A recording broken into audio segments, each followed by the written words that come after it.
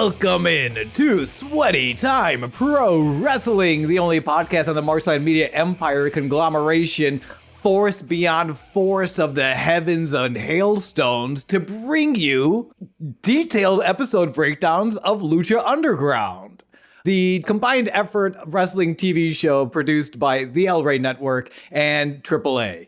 We are on Season 3, Episode 20, titled All Night Long. Again. I am one of your hosts. My name is Sean. Hello. He heard oohing earlier is James. What's going on, James? Howdy. So I've been going through notebooks in the 6 years that I've been hardcore podcasting about hardcore wrestling, baby. Because there's a secret feed, just like there's a secret podcast that Sean did that no one knows about. Like there's some RSS feed somewhere that if you find it, you can listen to an old podcast he did. I've been discussing ECW by myself, episode by episode, every single week. Wait, for how long? For 6 years. Without me? I'm sorry to interrupt the bit. I'm just I'm a little hurt that you did it without me. Oh man, that Sandman, he leaves me in stitches with that cane of his. Yeah, actually. So he's great. I've been going through notebooks and I found one that was from like my college age. And no shit. When I wanted to like do stand up or just like jokey things. And sure, I would like to read a passage of just some observations that I made. It will not be from the normality to creepiness of a guy based on where he comes on someone. It will not be from that. Ooh, but I want to hear that as well. I want to hear all of this. This sounds amazing. So this is me like 19, 20 years old. This is the parallels of Rogue and Jubilee from the X-Men.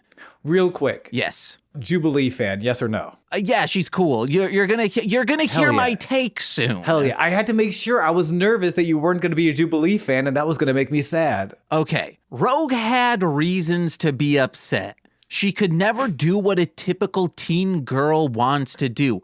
Hold hands, kiss, play sports, sex, even pass a simple joint. In her eyes, her mutation has ruined her life, and it makes sense. Already, so far, my favorite fan fiction I've ever listened to on podcast. Jubilee shot fireworks from her hands, life of the party.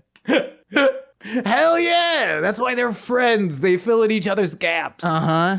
They're thigh gaps, baby. Yeah. All right. If you are going to a boarding school and it's like, hey, all the women are over here, I've listened to my friends who are lesbians who went to all-girls schools. Real quick, James, this is your new catchphrase stand-up comedy. You might be a lesbian. Oh, okay. If you went to an all-girls school, you might be. Oh, no, actually, hold on. I'm getting an update on my catchphrase. You're definitely a lesbian. Get her done. Would you like to know this podcast sucks. The most, normal is the pelvis and back. For, the cum joke? Yes, yeah. Yes, coming back. Both normal of a man because they're the most convenient without creating a baby. This is pre-vasectomy. I'd say, hey, man, just blast inside, baby. Nothing to worry about. You should be the vasectomy comic. Oh, dude. If you want to blast inside, you might need a vasectomy. Yeah, get her done. Oh, yeah, we're getting her done. And we don't need any lubrication, even though everyone needs lubrication, because you just blast inside and stay hard, baby. That's always been my favorite line from Back to the Future. Where we're going, we don't need lubrication. Oh, yeah. I'm starting to think I wasn't watching Back to the Future. I was watching Back Shots to the Future, which is a different movie. Cracks of my pubis. It doesn't rhyme. James, you're a seasoned hip-hop artist. Future. Yeah, well, not a lot rhymes with future, okay? I mean, I guess cracks of the future, that's okay, but yours was better. Thank you so much. Then you have the mouth coming inside without any chance of a child. Even the ass has a chance due to the the seepage and leakage. You were doing it. I don't know if this is good stand-up, but this is amazing biology research. This is important work. Yeah. Inside can be dirty. Outside means she's an ass. Oh, she's an ass, man. Okay. This is good. Oh my God. This is Bill Hicks level shit. I'm telling you right now. Okay. People don't do that. That's why stand-up is important. We talk our way through the haunted house of the mind about this shit everyone's afraid to talk about, like coming in armpits. Yeah. This is less than 5 minutes into the episode. It's more than 5 minutes. Oh, okay. Please continue with talking about all the places to come and how. Wait, what's the premise again? How creepy this makes you? Yeah. So this is getting. So the premise has been dropped. It feels like. No. This is now like the middle of creepy. Okay, so all the other ways, great places to come. Yes. Grade A solid, yes. If you want to look like a safe guy, if you want women to trust you, these are the places to come. So then armpit, closest thing to a vagina next to the mouth and anus. It can be smooth and warm and moist, plus it has its own distinct scent. Okay, and right now, armpit, great place to come. We are encouraging men to come into armpits. Yes? Well, no, this is like middle of normal and creepy. Okay, this is a quirky place to come. Maybe this is like you want to do something spicy for the anniversary. You've been accused of being boring, but you're not a secret agent like Mr. and Mrs. Smith, so you don't have like a fallback on, actually, I've been a spy this whole time. You got to create your own fun spiciness. Armpit. And then next is feet. It gets a bad rap, but it's highly inconvenient. So it's creepy, but also like cumbersome. Don't do it. Which, like, honestly, if you're creepy, you are inconvenient. That's the most pathetic part about being a creepy dude. Not the most pathetic part. Most pathetic part is that you're a piece of shit. But also, you're very inconvenient. Yeah, and this is where, not like, oh, it just happened to land there. No, this is where the preference of coming. So next is the shoulder blades or upper back, then arms and wrist. Actually, the wrist should be very far down on this list. Can I tell you, I'm listening to all this and I just had like a sudden panic attack almost of, oh God, we're recording a wrestling podcast. I have no idea how I'm going to transition out of this. Oh, you will. I'll give you something. I'll give you something. Let's roll, baby. The knees, then behind the knees, then the shin, then finally up in your nose. However, there's now one more thing, and this is, let me just go through all of these real quick. Also, don't worry. Take your time. I have the transition. Yes. Coming in your used underwear while sniffing your used underwear. Christ. Coming in used while sniffing clean. Coming in used while sniffing used. And then coming in clean while sniffing clean. Can we say a clean freak? There are so many different, this is like a mathematical formula. It's a puzzle piece. So many different ways to come into clean or used underwear. Yeah. Actually, the first one was coming in clean underwear while sniffing your used underwear. That's fine. I think my preference is used and used, you know? I mean, yeah, if you're going to be kinky, be kinky. Yeah. Come on now. Yeah. Now, this is the most creepy. Oh, God. Yeah. And remember, I'll probably bleep this out. This was, this was 2009. Like, that edginess was still there. This was like Tosh.0 was just getting on the air. Jesselnick was a hot young newcomer. Pun intended. So this is where a woman had their as a... Wait, no. Not on a... Just like where the woman had it, and they're like, oh yeah, like, this makes me cool. Coming on the former. Wow. Okay. Yeah, that would be creepy. Are you ready for this transition now? Yeah. Okay. Oh, I know what it is. Wow, James. If you come in all those places, that might take you all night long. Ooh, which is the title and the match stipulation for this week's Lucha Underground episode. Once again, Season 3, Episode 20. Seeds in 3 of these spots, you know, if you're jacking in these places. Yup. A quick recap of Mack calling Johnny Mundo Johnny Rudo, which I missed that before. Backstage, he's like talking with the sexy star. He's like, yeah, that Johnny Rudo. I was like, oh, what sick burn, the Mack. I love it. Recapping his journey through his friendship with Sexy, the Battle of the Bulls tournament, the loss for choice of stipulation, and the attempted humiliation by Johnny last week. All of the recap on how we're getting to this title match tonight. Yeah, I will say it's back to Mack's sick burn. It's better than Johnny's burn, which is just calling Mack a fat piece of trash. A lot. He does that so many times. I want to see this pretty boy just get brutalized so badly. What's your initial thoughts on this episode? Great. I know we have different sort of, what's the word? I almost want to say we have different tolerance levels for attention when it comes to match lengths. I don't mind a longer match. I love a slow burn. You are a lot more where are we going? Where are we going? Well, is that fair to say? I like the all night long stuff because it is technically, in this case, 6 matches in one. Because and they move. They yes. Yeah. Because there is the stipulation of we need to pin you. If it was just hey, Stryker, Vampiro, and Melissa at the end are going to hold up 1 through 10 and whoever, if it was ranked at the end, I would not enjoy this. Then it's just I guess maybe it would be cool because you're just trying to get your shit in all night long. But these episodes are, let's say, 44 minutes long. Yeah, they're 44 minutes long. Okay, the first 41 minutes, fucking loved it. Last 3 minutes, fucking hated it. Did you hate it in the way of this is bad storytelling? Bad storytelling. Really? Okay, yeah. I thought we're a little spoilers for the end of the night. I also hated it. I think it's great storytelling. No, unless I'm very excited. But because the next episode is going to be, in quotes, all night long, unless it starts with the Mack, a single stunner, and then pins Johnny in less than a minute, it sucks. We gotta see. It's just dedicating so much time. And if the Mack doesn't win, then it is shit storytelling. Now we are jumping ahead. Okay. We should go through the episode. The whole 40 minutes that you claimed you love. Oh, real quick. The Lucha Underground all night long stipulation.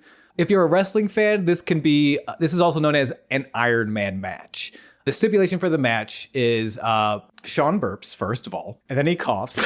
And then Tony Stark comes in and says, hey, I'm clean now. Yes, the stipulation, great Iron Man joke, is that there's a time limit, and whoever gets the most pinfalls or submissions within the time limit wins.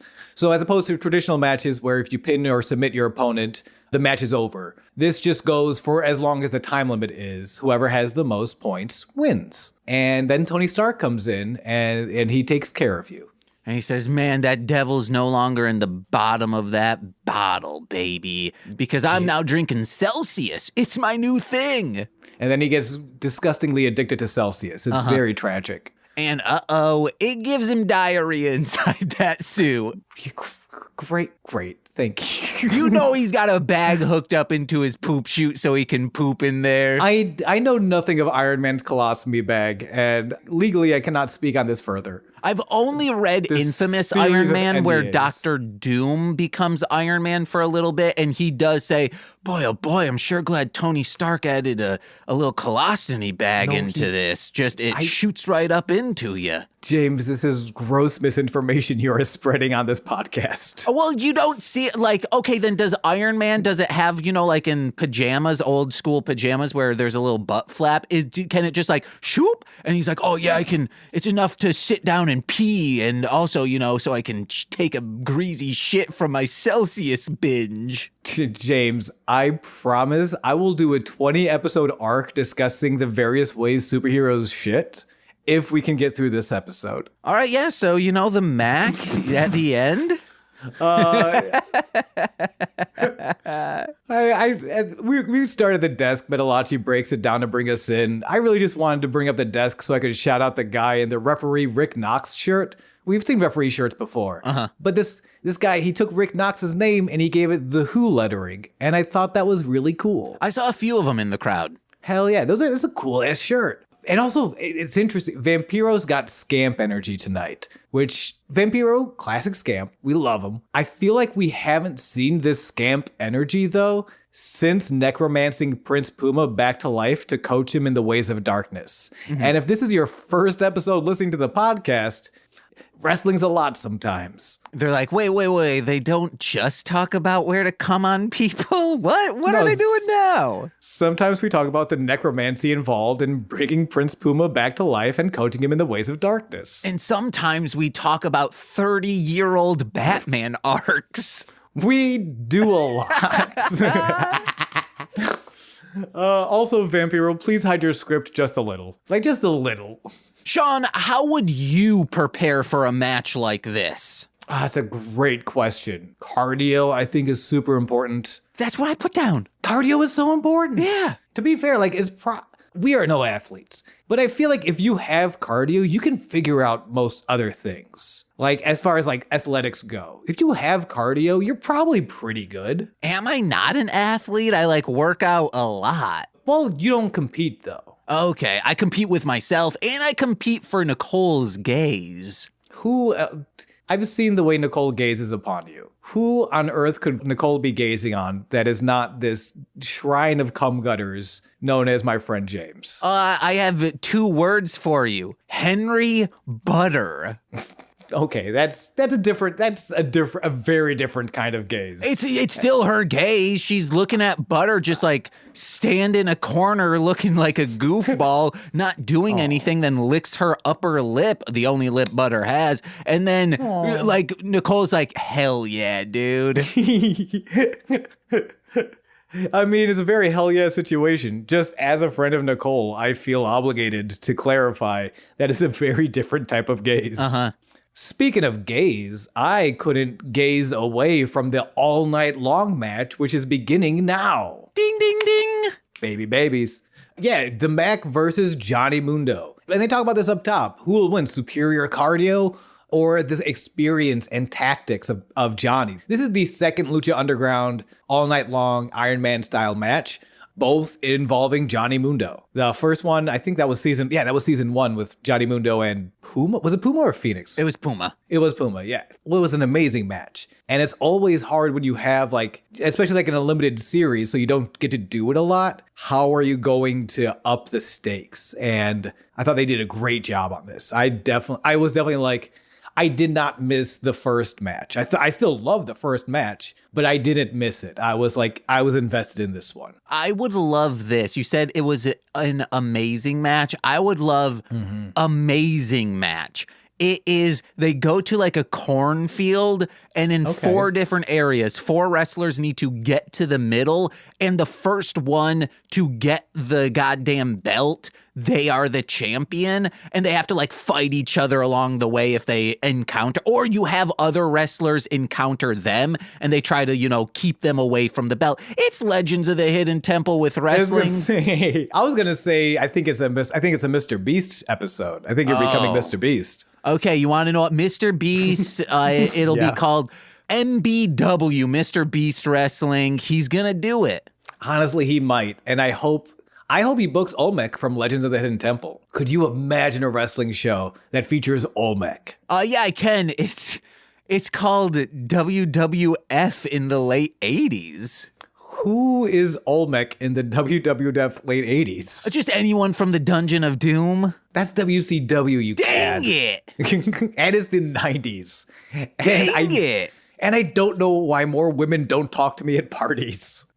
I insist on correcting them to the years of the Dungeon of Doom from WCW. Women want to talk to you, but you're just constantly Rustin Parring in the corner. What is Rustin Parring? It's, the serial killer who killed all those children in the Blair Witch and made the, one look in the corner while he killed the other. Oh, Thanks for that comparison. I did not know that. Oh, but you're being one of the kids. You're an innocent in here. And they're like, what's his deal? He's mysterious. And they try to talk to you, but you're like, I'm not looking over there because one, a kid might be getting killed or the Blair Witch is there. I don't know if I talked to you about this. When I was very young, like probably like third grade or so maybe like second to like third grade, somewhere in there, I used to finish my work early and I would either pace or straight up Rustin Parr stare in a corner. I was a weird kid, but like all my work was done and I didn't have anything to do. So yeah, and I remember teachers being like, there's something wrong with him. We want to hold him back. And they're like, well, and my mom, who's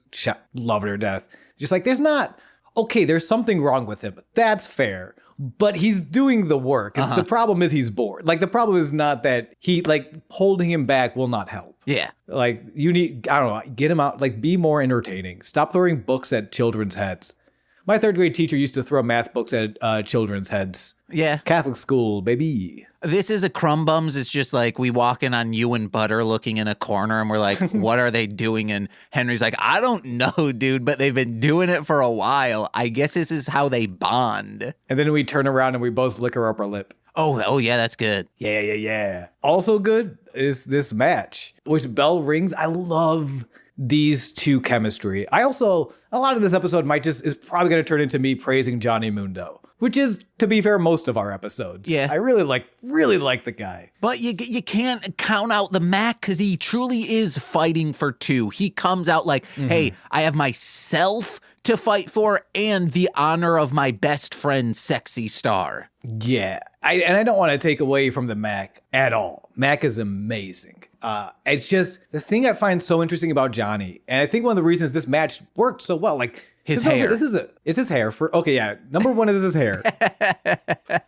But like this match is a 44, they go 40 minutes, right? I think the timer is for 44. Around that, but with commercial breaks, it's probably condensed a little less long. Yeah, but it's a longer match that he's now doing twice, and he makes them feel so different. And he does that with everything. Like the thing I was going to say, what I love about the opening so much and the way they circle each other is that Johnny treats Mack like no one else on the roster. Like the offense he gives up to Mack and the selling he does, and he does that for everyone. He has I can't think of any two people he has the same interaction with. He's so good at finding little details to make everything feel different. Whether it be a match with the same wrestler, whether it be his interactions with different wrestlers with different baby faces or heels, like everything, it's all in like the little details on like, how is this relationship different? I feel like he is asking himself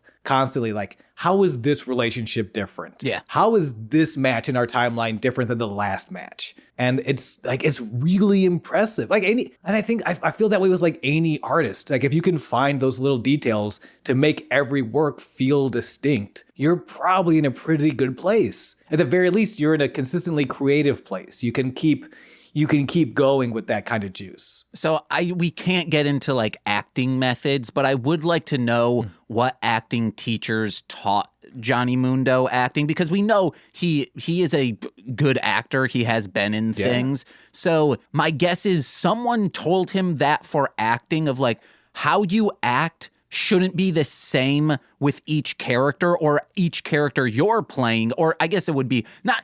Each character you're playing should not interact differently with others. The same character you're playing should interact with different people, just like in real life, you interact with people differently. Yeah, it's all these different, it's oh my gosh. We like all these different shades he can bring to each new interaction. And I wonder, like, he's probably a little more film trained. I don't know. I just remember it being interesting in college, in theater school, which I attended. We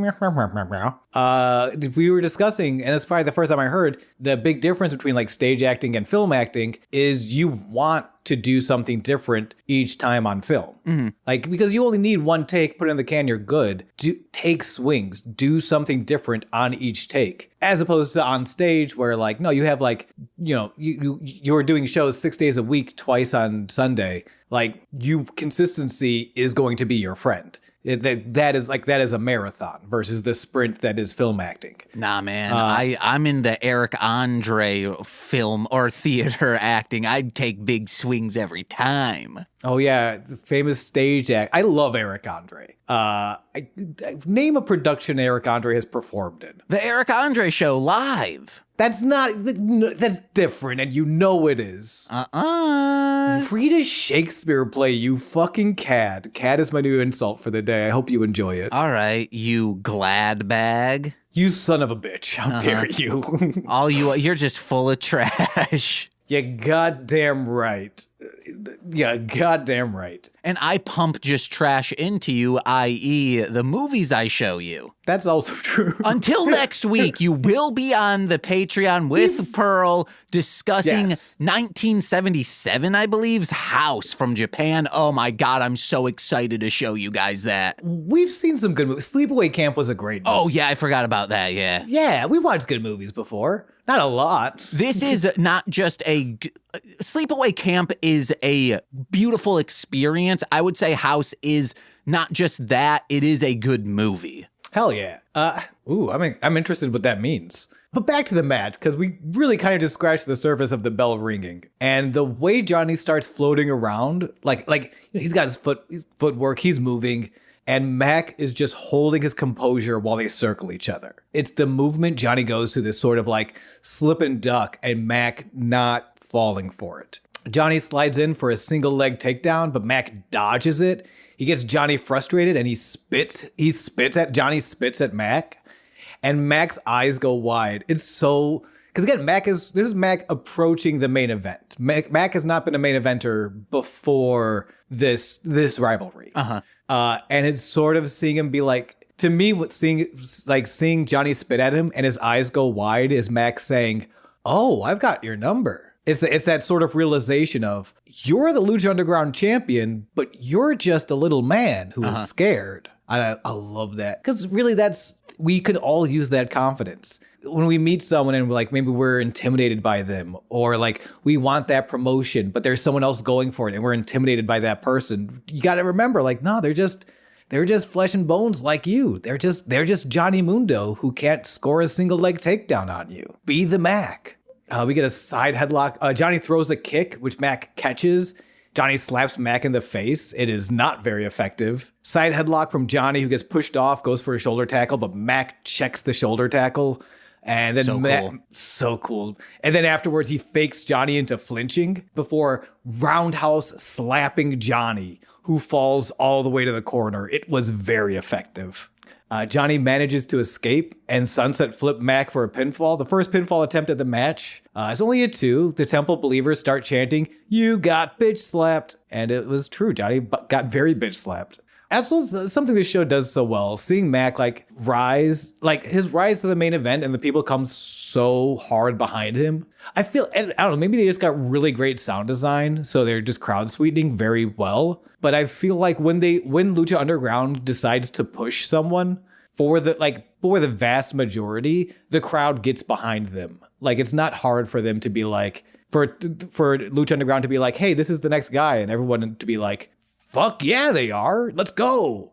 Johnny manages to, the sunset flip. Mack answers with a brutal lariat into Gutbuster. We're just slapping hams. Johnny throws a desperation enziguri, which staggers Mack. And if you've been to follow along, just to recap, this has been all Mack. This up top, just pure wrestling. It's all Mack, and it always is between the two. He's fighting for 2. Yeah, and he's fighting. Is he? I almost don't want to give him that. I want to give him that he's fighting for himself, but maybe he's fighting for himself for the first time. Okay. When he came into the temple, right, he was the sort of heavy, he was one of the subordinates to Big Rick. Then Big Rick left and he sort of did his own thing, but he was doing stuff for Sexy for the longest time. All of the storylines were sort of wrapped up in Sexy and Marty. And now, for the first time, he's doing it for himself. If you don't love yourself, how can you love another? If you got to break it down internally so you can become love externally. And I think he's doing that. To me, this story is Mack learning to love himself. Okay. Which is why wrestling is great. Or maybe not fighting for two. Maybe he's just fighting for the entire temple and roster, even the worldwide underground. He's like, Johnny being the champion right now is bad for the company in his eyes, meaning this dude embodies what the other wrestling companies are, because like even Johnny says, I'm the only guy to have been at the peak of other like televised wrestling. So Sure. He's like, we're our own thing, and Johnny representing us as the champion means we're like the others, and we're not the others. So I need to take him the fuck out. I love that. Also, to add to that, Johnny's just very toxic. Yeah. You know, we've talked episodes before how like sweet and simple and good Jack and PJ could be, but they're wrapped up in Johnny. Yeah. Johnny's a toxic bastard. And like again, storyline, I think it's best for him to not be champion because he's a bad person and he insists on doing bad people things. So he definitely is fighting for the temple. He's fighting for us. James, he's fighting for us. Uh-huh. Johnny hits a moonlight drive neckbreaker, pins for the 2, drags Mack to the corner to climb that top rope. But Mack is up and throws a desperation enziguri of his own. Is this when Johnny's on the other side of the ropes and he's like, We're coming up right now. Okay, cool. Coming to it right now. Because not to jump ahead, I loved this spot. It's so funny. I don't think I've ever seen it before. He cuts Johnny off, who was climbing the top rope. Now Mack goes up to the top to meet him. He's trying to get a superplex. Johnny escapes by climbing down the other side of the turnbuckle. So like they're in the corner and Johnny climbs down. He's outside of the ring. Like he's hanging on to the turnbuckle still, but he's just out of reach. So you see like Mack is swiping at him and Johnny's just kind of ducking before he finally grabs Mack's ankle and trips him. Uh-huh. It felt very much like a father being like to a kid, like, get your ass over here. They're like on playground equipment. You know, the fireman's pole you're like swinging down and a kid's like, well, you can't grab me. You can't grab me. Or even like I knew kids in the neighborhood that would like climb a tree and then like the dad would be like, get down from the tree. And they're dads. They got dad bods. They can't climb trees anymore. And the kid's like, what are you talking about? Come up here. Why can't you get me? Hey. Like, it's very cheeky. Johnny is a cheeky little shit. And, he's the worst. I love him. Man, if Johnny had kids, they'd be like, you can't get me. And he just like crawls up the tree real quick. And they're like, no, I forgot Dad's strong. Dad is parkour Jesus. Oh, no. Dad jumps off from the top ropes onto the floor. Shit. That's insane what our father can do. It sets up Mack perfectly, by the way, for that end of world shooting star press, Johnny's trademark finisher. He connects, he scores the first pinfall in 4 minutes and 20 seconds. Was this him on the ropes as well? No, that's the second. Okay. Yeah. I really, on that, like, get out of here. Mack elevates the dadness by saying, get your punk ass up here. It's so good. And that's why...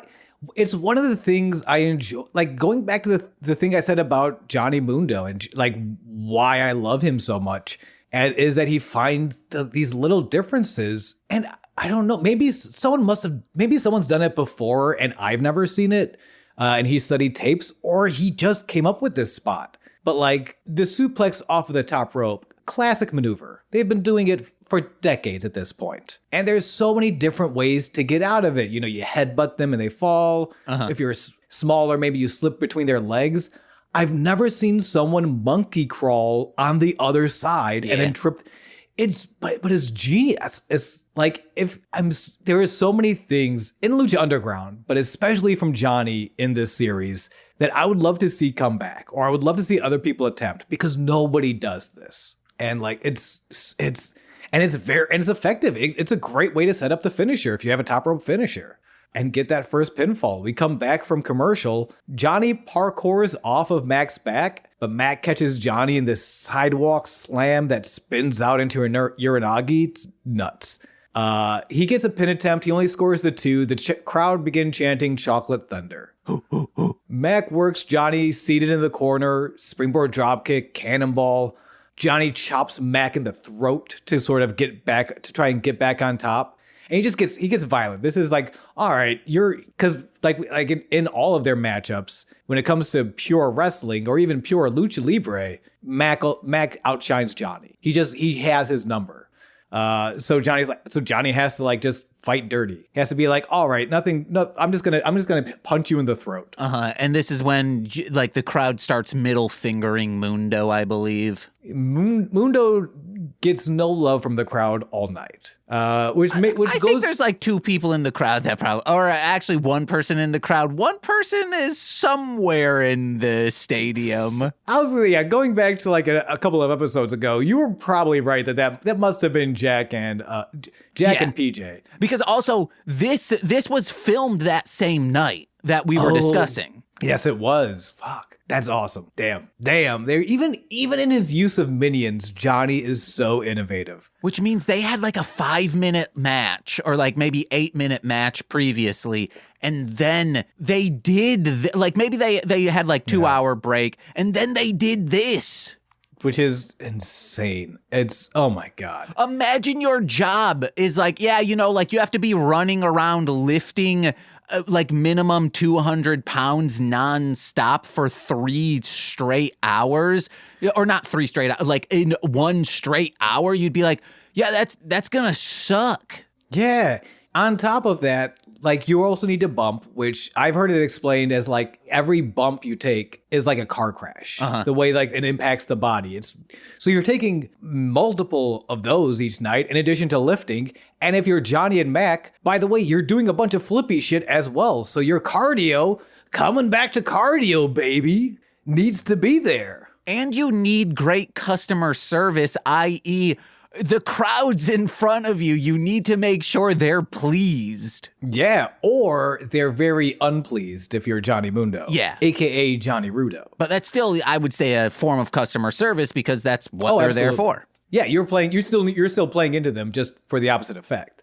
This is the pin you were talking about before. I love this. Johnny takes a little too long posing before he climbs the top rope. So Mack goes for the schoolboy roll-up pin, but Johnny keeps rolling, positions Mack into a magistral cradle, and then rolls him up, gets the pin, and just reaches for that middle rope for the extra leverage, that cheater leverage. Johnny scores the second pinfall in 7 minutes and 45 seconds. Yeah, and around this time, Vampiro's like trying to gas up the Mack, and Stryker kind of interrupts him, and Vampiro goes, I'm trying to show love right now. It's something I rarely do, man. Yeah.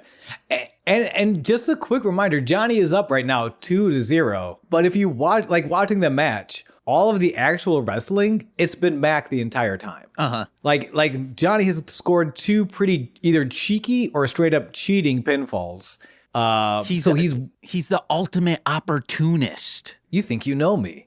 Who actually is the ultimate opportunist? Edge. Okay, that's what I thought. Theme song would begin with the You Think You Know Me. Okay. Yeah, this show has something for everyone. Wrestling fans, Batman fans, Cum fans. We got you. Coming back from a commercial after the second pinfall, Mack shotgun drop kicks Johnny, who tumbles to the outside. Mack follows up with a big flipping senton. I love watching Mack for so many reasons. We talk about innovation and being able to do something different for everyone. The fact that Mack literally does it all. His striking game is impeccable. Like his crowd work is impeccable. It's so easy to fall in love with this guy. Big slams. It's such a disgusting slams. And his flying. He flies through the air like a bird. I could watch Mack matches forever and be very entertained. Are we getting to that apron spot yet? I think right now, Johnny gets tripped up to the trying to escape to the apron.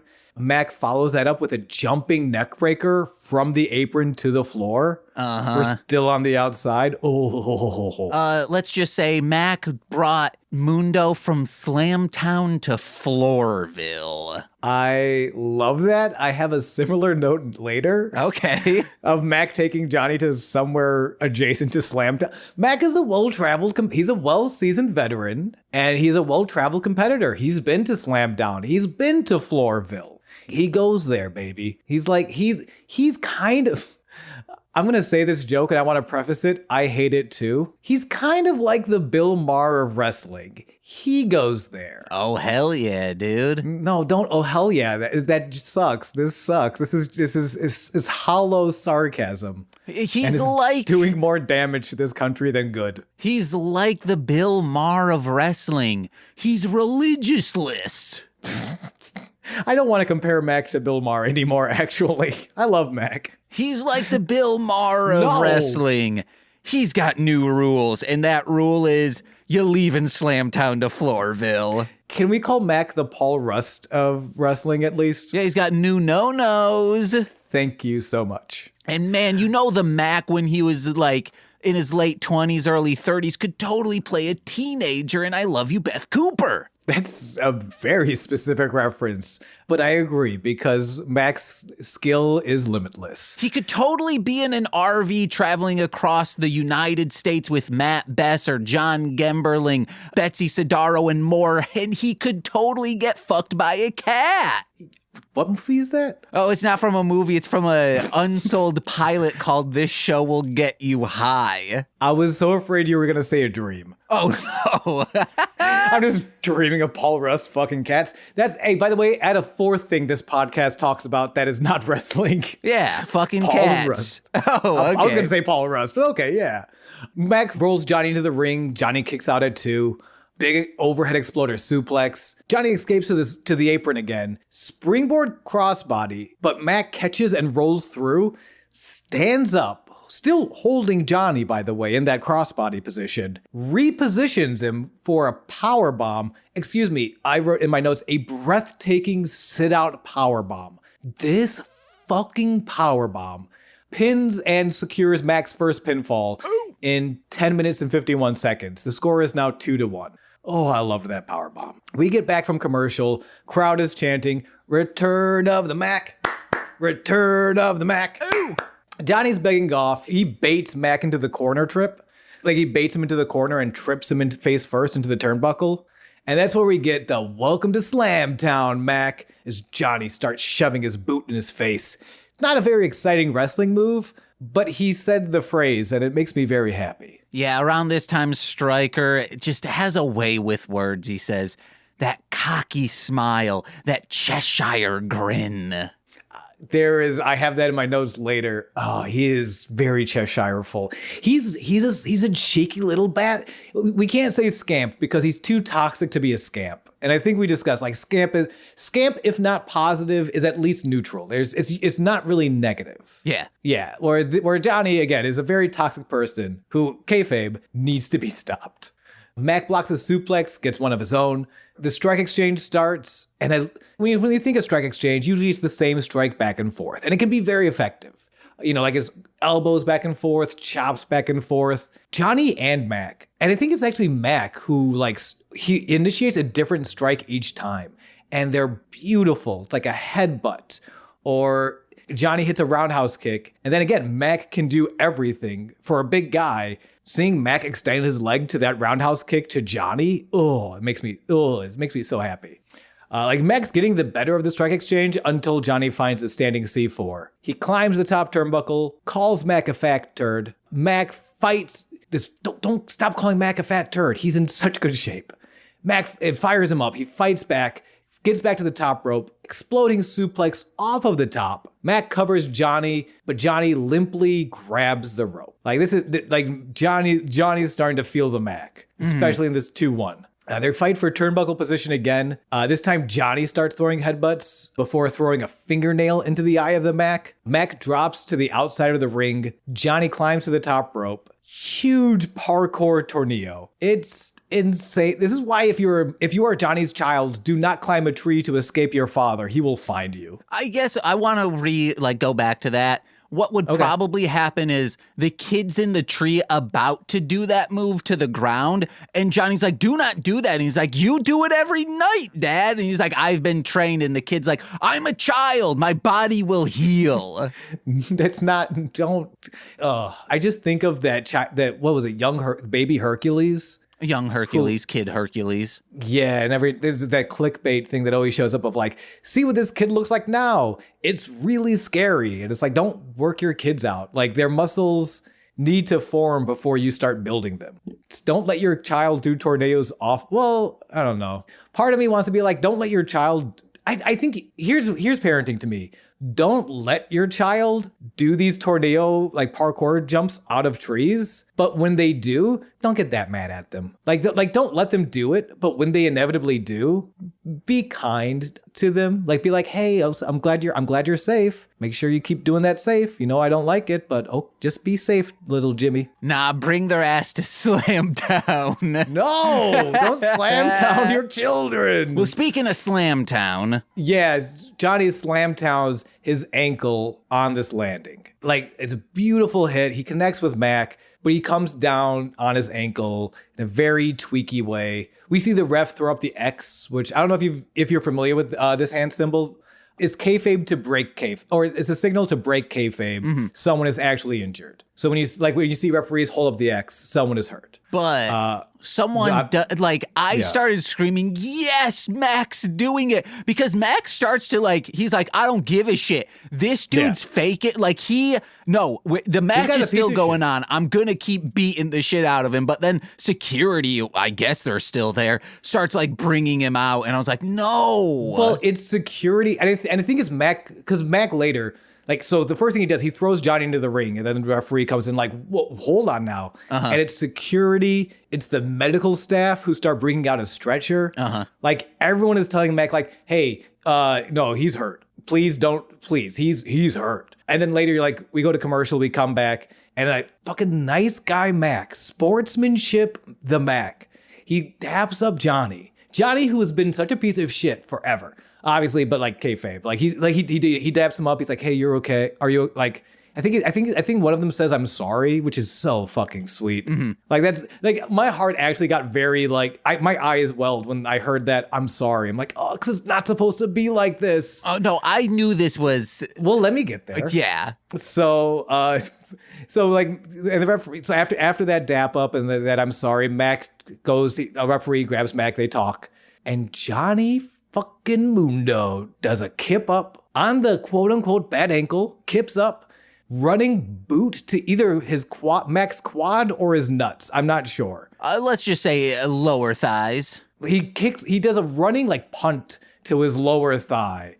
Just the piece of shit he is. Johnny sets up Mack for a DDT on the stretcher, covers for the fourth pinfall of the match. 18 minutes and 33 seconds. The score is now 3-1. And Johnny, he's doing jumping jacks. He's dancing a jig. And this is somehow his grin gets even more Cheshire. Uh-huh. It is a shit eating of the shittiest eating. I did love the jumping jacks. That was good. But I love the jig. A little bit back, Vampiro starts talking about Rocky versus Drago. And I'm like, Drago would eat Rocky's ass, dude. Have you not seen Rocky 4? No. I guess he is a forever being, so Drago could be in the ring, but he's boxing? He's probably throwing goddamn suplexes. He's jumping on the top rope like a real dragon and just annihilating Rocky. I gotta watch Rocky 4 then. I love how this conceptually, you are the casual wrestling fan and I am the hyper obsessive nerd fan. And I did not get what you were going for until the very end there. He's just spitting mist in Rocky's face. I would pay money to see Drago, the luchador, just knock on Sylvester Stallone's door and just kick his shit in. That would be awesome. I would pay. On not even on CCT. Sylvester Stallone has security camera set up in his home. And so it's not even filmed well. It's just CCT footage of Drago showing up and kicking the shit out of him. But I would like it to be Rocky 4 era Sylvester Stallone. Okay, I want to see an actual match Rocky versus Drago. And it is Drago and someone who looks like a lookalike Rocky Balboa. And they're just all he can do is punch. That's it. But then Drago's, going onto the rafters and just swanton diving onto Rocky. I am Googling Drago to see where he's wrestling right now because we can probably make this happen. Okay. Honestly, we can. Like, who do we need to contact? Where is he wrestling right now? My guess is AAA. All right, yeah. Yeah, AAA. I mean, he's travels. He'll come to America. If we can talk to House of Glory, which isn't that far away, I want to say they're Milwaukee, and we can just convince them to hire a Rocky lookalike, we can make this happen. Yeah. That's all I'm saying. If we get 1,000 subscribers to the Patreon and then maybe like 4,000 more, if we get 5,000 Patreon subscribers, we'll make this happen. Well, I mean, that if we had 4,000, that would be, it's more than 10,000 a month. I'm pretty sure if we paid Drago $10,000 to wrestle as Rocky lookalike, he'd be like, yeah, why would I not do this? And then there's just me slowly holding up an autograph book. For the Rocky lookalike. For the Rocky look. Yeah. So, yeah, we come back from commercial after all that. Mack throws the stretcher at Johnny, who is still doing a little jig, celebrating outside. Johnny takes the stretcher. He climbs all the way to the top of the stairs, like all the way to the top of the temple. But he loses the stretcher to Mack, who follows him up. There's some brawling in the stands. Max knocks Johnny down with another slap to the face, then body slams Johnny onto the stretcher, straps Johnny in, and takes him to a toboggan ride to hell as he just takes the whole stretcher and pushes it down the stairs. I would like to say something real quick to the temple. Why is the comic book store I work at less dusty than your floors? Because when he slams at the top of the stairs, Mundo down, a puff of dust comes out from underneath that stretcher. Maybe that's all the blood left over from the Saw movie. It just turned into dust. Okay. I don't know how blood works. I mean, blood could eventually get crusty, and if people are walking on it, it eventually turns to dust. Yeah, crusty blood is my favorite topping for Krusty Patties. Oh, I thought you were going to say... Shit. Crusty blood is my favorite place to come on. All right, it is. Yes, you creepy as hell, dude. Yeah. I love this. And then Johnny gets to the bottom. So like he gets pushed all the way down. He gets to the bottom of the stairs. He can't free himself. So the Mack comes up behind him and he's just trying to slap him. He's like, no, get off of me. And Mack just vertically flips the stretcher so Johnny falls face first. I love these. Absolutely. The way Mack dumps Johnny into the ring, I think Vampiro put it best. He dumps him into the ring like a beached porpoise. Like Johnny just falls into the. He doesn't get rolled into the ring. He just kind of falls face first into the ring. Mack follows up, hits the stunner, covers for the 5th pinfall in 22 minutes 44 seconds. The match is now 3-2. Oh, still Johnny's shit. lead. Yeah, no, but he's catching up. Return of the Mack chants at this point are thunderous. As Johnny escapes and he scurries under the ring, he crawls out the other side as Mack pursues. And Johnny runs backstage, or so it would seem. Mack runs backstage after quote-unquote Johnny, but the real Johnny emerges from under the ring, kendo stick in hand. As we see quote-unquote Johnny come back, it's PJ fucking Black, member of the Worldwide Underground and minion to Johnny Mundo himself. And he Mundo was lookalike. And Mundo lookalike. Is he Rocky Stallone lookalike? I don't know. Get at us. We have $10,000 if you do. Uh-huh. PJ Black, yeah, he comes around the corner as Johnny swings the kendo stick at Mack. Then PJ swings the kendo stick at Mack. It's a 2-on-1 jump as they swing their kendo sticks at poor Mack. And I have one question. When was the last pinfall you said was in how many minutes? 22 minutes and 44 seconds. That's how long PJ was down there, minimum. Yes. PJ has been under the ring, allegedly. I mean, yeah, most likely PJ has been under the ring for this entire time. I wonder if because it is a stage studio, I wonder if there is a trap door, like in the middle of the ring underneath there that you could like crawl in and it's like, okay, all right, there's 5 minutes before this spot's gonna happen. Crawl under, you'll be under there in a bit, because it would be like, you're cramped, you need to like do your stretches, like that would be one thing, but the sound alone would just fuck your ears up. Yeah, it's just people constantly being slammed onto the mat. I don't know. It's a great question because that is also, I mean, it's not unheard of people like, oh, I crawl out from under the ring, but my match isn't until like the third match of the night. So I'm just under there all night waiting for someone to look under the ring and then, hi, it's me. I'm the problem. It's me hiding under the ring. I forgot who was talking about it, but an improviser was saying that they were doing a Christmas show, I think, and it's a 50-minute show, and they were like wrapped as a present in a box on stage, and their bit wasn't until the end of the show. So they were just in this box, but they said like it killed. Like once they popped out, the crowd was like, they were there this entire time. Honestly, it's kind of how I felt. Like, it's such a bummer because I don't think did we get interference in that first match? I don't think so. I don't know. Between Puma and Johnny. I don't think. No. No, yeah, because Johnny didn't have like minions yet. And Puma was a babyface. He was like, Obodo Bintos? What? Because there's minions. Okay, I have not seen Despicable Me or Minion movies, so anything you say at this point, I will assume is a Minion reference. Okay, you're used to Minion memes on Facebook, so if I had said, a glass of wine makes me hate liberals a little more. Jesus Christ, these are not the memes I share. No, the memes you see on Facebook from like your family back home.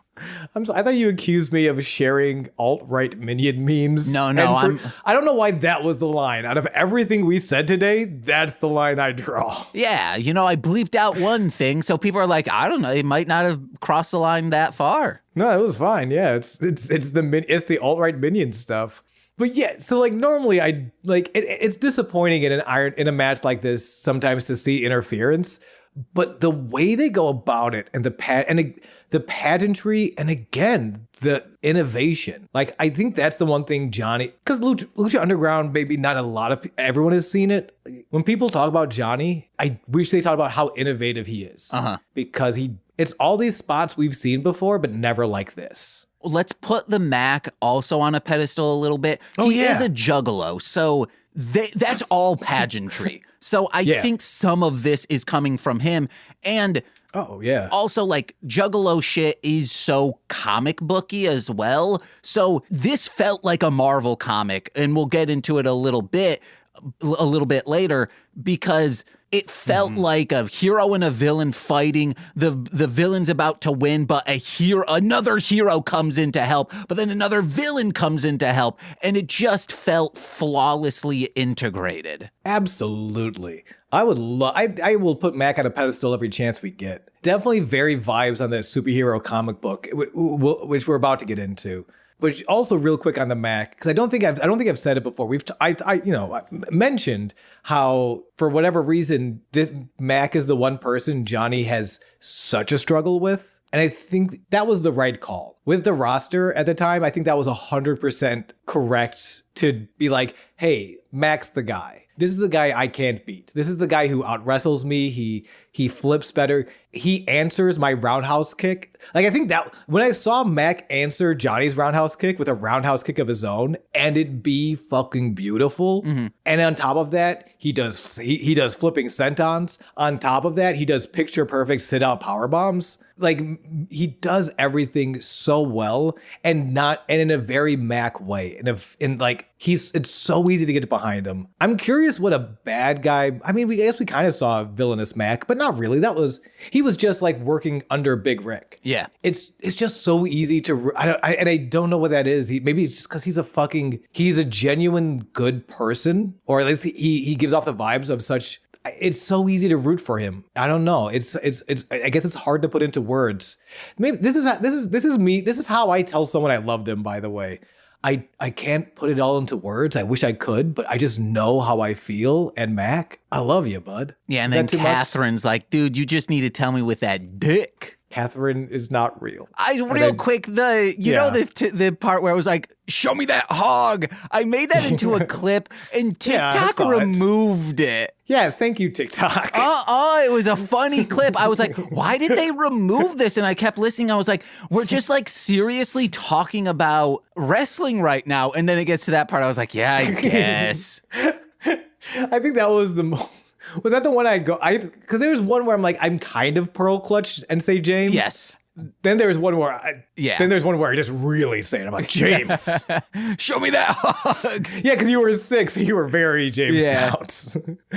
So coming back to the match. Yes, and we need to start churning through this. Yeah, I know. This is gonna be a little bit longer of an episode. We'll try to wrap things up pretty quick. PJ has appeared. There was the trickery under the ring. Now they're beating down Mack with the kendo sticks. Until Bro to All. And again, I love that his gimmick is he's just a bud here to help his buds. Uh-huh. It's Son of Havoc, baby. He appears at the top of the stairs, dual-wielding 2 kendo sticks of his own. Like he does. Speaking of, this is the superhero moment I think you're thinking of. Oh, I mean, this and the other person that shows up too. Okay, great. But very superhero pose as he crosses the kendo sticks at the top of the ramp, just like, stop hitting my friend. He runs down the stairs. He leaps over PJ's first swing, who ends up connecting with fucking Johnny. It's like, ow. And he just Son of Havoc starts a-whacking. He's a-whacking everybody. Then Son of Havoc goes over to Mack. He can't wake him up. So he bangs on Dario's office door. And he demands something. Dario comes back with water, and Havoc slaps it out of his hands. And that's when the crowd starts chanting, "Give him beer! Give him beer!" And Dario reemerges, 2 cans of Modelo. There was a missed opportunity. It should have been that and a plate of bagel bites. Okay, we can't... Honestly, probably, but I think that's one of those like beautiful moments that would have just been appreciated by me and you. No, okay, all right, hold on. And a handful of goofballs. It's a very goofball spot, is what I'm saying. But this is camp and it rips because what happens is he pops open both beer cans and just pours it out. It's not like, when you're playing Dungeons and Dragons and your best friend dies in the like final fight and you like cradle their head, they only have one more death save and they're dead forever, but you finally get over to them. You pick up their limp head. They're just slowly breathing, just faintly, and you tip gingerly a healing potion of just like the greatest that you can do into their mouth. You roll the 4 D8s and you're like, they're back up, baby. No, it's just pouring the health elixirs on his face, hoping it will happen, hoping they'll kip up, but he does because it's that good beer. Well, you know what it is. Yeah, Modelo is delicious. It's the Stone Cold. He's doing the Stone Cold Steve Austin pour. I never watched that bullshit, guys. Literally, okay, the most great, yeah. Anyway, I hate you so much sometimes. But this is right? Stone Cold wasn't as campy as this, was it?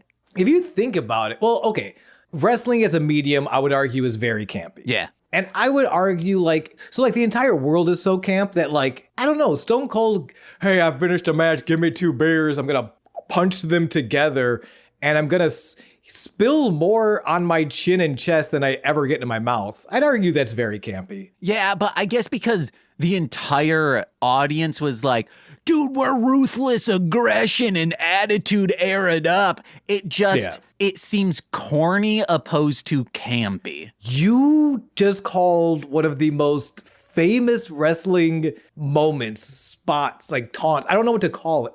Celebrations. Just so many people became wrestling fans from watching Stone Cold Steve Austin smash those 2 beers together. You just called that corny? I'll rebuttal this with a simple this. They became wrestling fans, then became insufferable wrestling fans, okay? It was not good for the art form then. As an insufferable wrestling fan, there's some truth to that. The stone colding of the Modelos works, as James mentioned before. Mack is awakened, invigorated by the Modelo, and he takes Johnny to Whacktown. Yeah. And only PJ's trying to kind of get in front of Johnny. Mack, make sure I never hit PJ. All of my effort, all of my strikes are hitting Mundo. No, Mack knows. Mack is doing it for himself, baby, and also for all of us. But he's doing it for us incidentally, but he's doing it for himself for the first time. Havoc and Mack pull out 2 tables. They set them up outside right next to the turnbuckle. But setting up the tables takes a second. And that is enough time for Johnny and PJ to recover and return the whacking. So they whack them into submission. Johnny takes a microphone. He says, "Hey, you weirdo with the beardo, and you fat piece of trash. Time's running out," which leads me to the question, do you guys know any victory songs? He's referencing Metalachi. He points to the band. He demands the band play him a song, which is the second time. I love that they reference, Matt Stryker references this, that for whatever reason, whenever Johnny is in one of these all night long matches, he needs to go to the band. He needs their approval. And I love this. He starts cackling over the song. The band starts playing. Johnny cackles.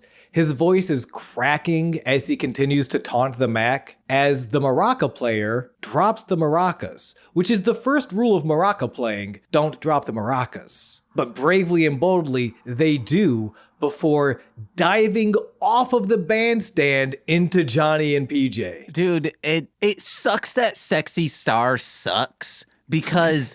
This is Sexy Star, by the way. They fucking rule in this show. Great. Yeah, they are a phenomenal character, even though from accounts, their personal character does not seem to be awesome. Yeah. They are an awesome character in this, because it was a very cool spot to see them be like, oh, by the way, fuck you, and just crossbody dive off of the bandstand into PJ and Johnny. Oh, man, it rules. And this is when I was like, this is a Marvel comic, because then Son of Havoc's there, Mack's there. Yeah. They're like, we're gonna fuck shit up. And then this is the team up, baby. Also, the way Sexy's just starts laying into kicks. They are mean. They are very mean kicks. And clearly landed a little wrong. So they're a little hurt, but it's like, no, I'm gonna beat the shit out of Mundo. Yeah, hold on. I have purpose here. Havoc and Sexy take PJ to the back as Mack takes Johnny back to the ring. And then on the apron, Mack hoists Johnny up, drives him through those 2 tables with a sit-out tombstone pile driver. Jesus fucking Christ. Rolls Johnny back into the ring, cover, ties it all up with the 6th pinfall, 30 minutes and 50 seconds. Ooh! You heard me right. We are tied 3-3. I love this, and it's one of the things I love about these two, and their matches is they have this. So all the stuff we just described, all this huge exciting moments, and that crazy sit out tombstone pile driver, and then something as simple as Mack just tries to cover Johnny again. Johnny can barely move, but he manages to roll his shoulder up, then over, so that Johnny is now covering Mack. But Mack, who is also very tired, can just roll his shoulder up and then over again so that he's pinning Johnny. These are very, very soft pin attempts. These are literally all I can do is roll my body over. Fine. So then Johnny finally rolls his shoulder up and rolls himself out of the ring. Just such a simple little detail that and it perfectly explains where are we in the match. We're all tied up and we have nothing in the tank. Yep. This is fumes, baby. Johnny pulls out another table. He brings it to the ring. Mack pulls out a ladder, which Johnny tries dropkicking into Mack's face. Mack lifts the ladder, so Johnny just slides through into nothing. Then Mack backs the ladder up into Johnny's face, then brings it into the ring. We got 5 minutes remaining in the match. Johnny, from out of nowhere, clocks Mack in the back of the head with a piece of the announce table. He sets the ladder up in the ropes in the corner. Johnny then snake eyes Mack into the ladder. Cover, Mack kicks at 2.9. Mack tries sending Johnny into the ladder. This is insane. So the way the ladder is positioned, it creates a triangle in the ropes. The ladder is the hypotenuse to the right angle that the ropes create. Mathematics, motherfucker. That's a 5th thing you can add to this podcast that is not wrestling that we talk about. So the ladder is positioned as this hypotenuse. There's a little space then in between where that triangle is created between the ladder and the turnbuckle, which Johnny leaps over the ladder, in between that little space to avoid being thrown into the ladder. But Mack is quick. Mack slides out from under the ring, trips Johnny up, who sends him face first into the ladder. So cool. Such a perfect way of you're taking the spot, motherfucker.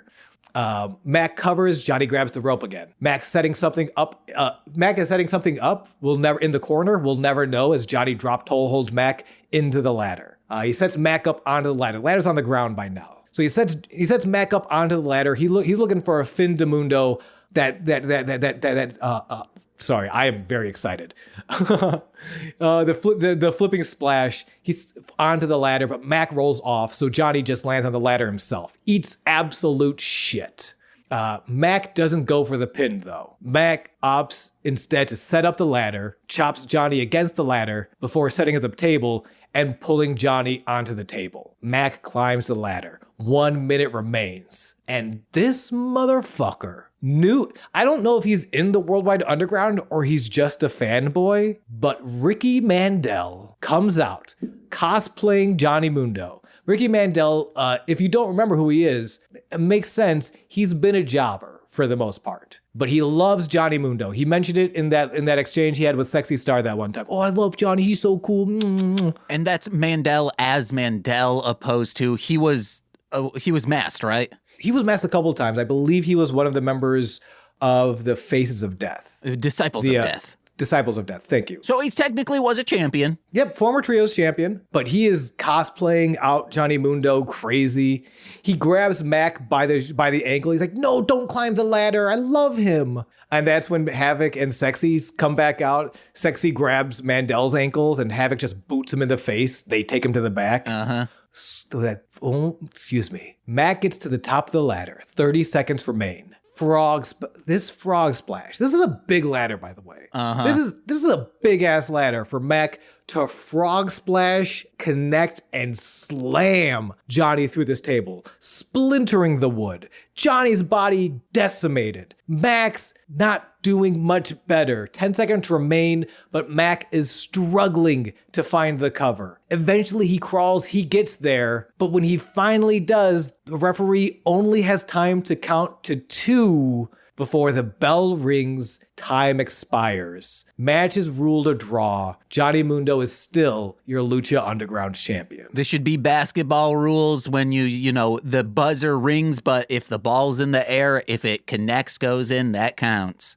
Unfortunately, it is not. I said boo, but... Sexy comforts a tearful Mack in the ring as Dario emerges from the office. I'm saying, yes, Dario's gonna say the match is still on, fuckers. He says, Johnny, Mack, you guys put on one hell of a fight, but there are no ties in my temple. There must be a winner. Yes! So, next week. No! The crowd start booing it as well. They wanted to see the end of this match. They get back on board because they want to appreciate the match for what it was. Yeah. Like, there are a lot, this is awesome. Like, yeah, they are temples on their feet for what this match was. I just wanted to come on the show and say, this fucker Mack has 2 champions under his belt. He's the JCW and Lucha Underground simultaneously in our headcanon. Because again, this happened years ago. So next week, they're going to restart the match. Next pinfall or submission wins. Even if it takes all night long again. Thunderous, that was awesome chance as Mack rolls out with the help of his friends. And Johnny stands victorious, ? He walks out of the temple with his championship. But also, fuck that, Mack rolls in one last time to stunner Johnny and lift the title that would be his if we had 1 second more. I would have loved if does the stunner, he falls on the ground, then pins him, the crowd goes 1, 2, 3, and then he held it up to say like, no, this is what's going to happen next week. It'd be pretty, that's pretty much what he does minus the 1, 2, 3. Like, he is posing with the championship. I want to take this, let's take let's start with this. Last takeaways of the match. Mine is just awesome match. Same. Phenomenal. Last takeaways on putting Mack on the pedestal. Because I'm gonna talk about Johnny in a second, and you're gonna get angry with me. But Mack, literally so good, so smart. Like them putting this match together, because every match is a combination. Like and all these innovative spots. Like his ability to do so many things, it's very. I talked before when I was talking about how I enjoy babyface Cage. but sometimes it's hard to elicit sympathy, which is like generally the job of the hero in wrestling is you need to elicit sympathy. The crowd needs to feel sympathetic towards you and like want to see you win. It's hard to do that sometimes when you're a bigger guy because you don't have that underdog edge. But there is something so profoundly lovable about Mack and so talented, or not just talented, skilled. Like the things he does. There's one thing to be talented. I say it a million times. There's one thing to be talented. It's another thing to be skilled. And Mack is both. He's amazing. Like again, absolutely the right guy to be the guy that Johnny just cannot get a leg up on. All that being said, James, please don't yell at me. If you are going to say, yeah, Mundo's great, I also believe that. I think I'm looking forward to a longer reign from Mundo. Oh, no. Okay, yeah, now I'm pissed at you. See, I know, I knew it. Well, hold on, don't name call. Because also, like, my biggest fear is the Mack wins, then Cage with his glove comes out and just stunners the Mack and is like, no, I'm coming for this because I'm polluted by an ancient god. Yeah. Well, and we're also polluted by the knowledge that this show gets canceled before a lot of things can happen. I mean, we still have 60 episodes. Oh, we have 60? That many? Damn. Yeah, because this is a 40-some episode season, and next season is also that.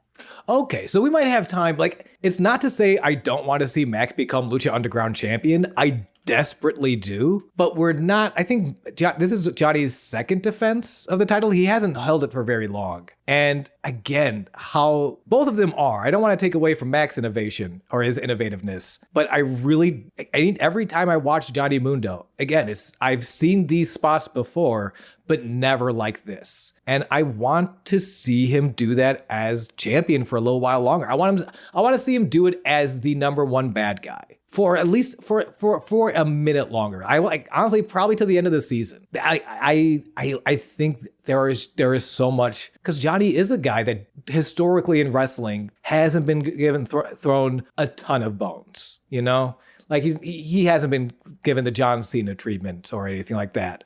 And to see what he can do, seeing what he does in this match and this rivalry alone, it gets me so excited because it's stuff I've seen, but never like this. And it's very hard to do because you're like hitting that like nostalgia. And in wrestling, or in any sort of campy medium, there are certain storytelling tropes that we get used to. And to be able to like fulfill the trope while also subverting the details enough to make it feel different is magical. And I just love Johnny so dang much. So that's my argument for Johnny Mundo to remain champion. Okay, real quick, I lied. Fourth season's only 22 episodes, so we still do have 42 episodes to go through. Okay. Yeah. That's why it hurts so much because like I would love to honestly 60 episodes would be the perfect amount of time for me to like give Mack the belt now. Yeah. You know what I mean? Don't drop his let's keep him in some stuff. We got a whole lot of beef going on between Sexy and Tarantula still. Yeah. Mariposa, like there are things for Mack to do still while he like builds his way back up to the top. Well, in about 52 episodes, the Mack will be champion because you better believe we're doing JCW next. Yeah. Unless we watch the first episode and we're like, oh yeah, the wrestling's cool, but everything else sucks shit. No, thank you. Who knows? We can do, fuck it. And if it is, you'll know because we'll be doing a Batman podcast. Uh-huh. And you'll be receive gratitude from us for listening to this episode and other episodes, which you can get on all sorts of feeds of the Marshland Media Empire conglomeration. Or you can, I'm taking a break. I'm continuing my break from twitch.tv/GooseVonKaiser. So you look me up. I'm on Threads sometimes. I'm on Blue Sky as well. You can always look me up at Sean Marciniak. And I love you guys. My plug this week is I love you guys. James. Hey guys, head over to TikTok and follow The Chicago Comics. I'm doing stupid stuff over there for the store. And the more followers we get, I think just I don't know, maybe the more hours I get, because I think we started getting a bunch of eBay orders after I started sharing the eBay link with people. Maybe that's from me. Who knows? We'll figure it out. But if we keep getting them, I'll be like, I think I'm to blame on that. And they're going to be like, James, you're the coolest motherfucker ever. But also head over to patreon.com/MLM pod, where for $5 a month, you get exclusive content every single Friday. This Friday, we'll be engaged with Nicolas Cage, where we're discussing the movie The Frozen Ground. Ooh, I've never heard of that one. It was straight to video during the period when Nick Cage was in a slump. Okay, you know what that means is backing Nicolas Cage into a corner. Nothing more dangerous, nothing more artsy. And $10 patrons get exclusive content in the form of straight to Patreon. The aforementioned house might be on there, but it might also be a $5 straight to Patreon because things are up in the air because our friends are unable to record the regular podcast like this existed and the show Nicole and I do that. We still need to figure out what it's going to be over there. But $10 patrons also get shoutouts on every single free feed podcast. So let's begin with those, starting with Steve F., Eric Berry of Ranger Command Power Hour, Alex Z, The Waz, Orion, my Bickle brother in common law, Joshua, Jake, Steve Barnes, a sweet child of time, my mother, Lil Corey's BFF and now former roommate Shane, from This Movie's Gay, as well as twitch.tv/Core Winning, it's Corwin. From the Rom Complex, as well as Formulaic, a podcast and script writing, it's twitch.tv/R2Shelby2. And from the Speed Radio Podcast, a podcast in all things Sonic the Hedgehog, it's Zinny D, a.k.a. Tay. I've been James, a.k.a. the coolest motherfucker, and I've been Sean, and this has been Sweaty Time Pro Wrestling. Purple Prancer forever, be like Bob. Bye-bye.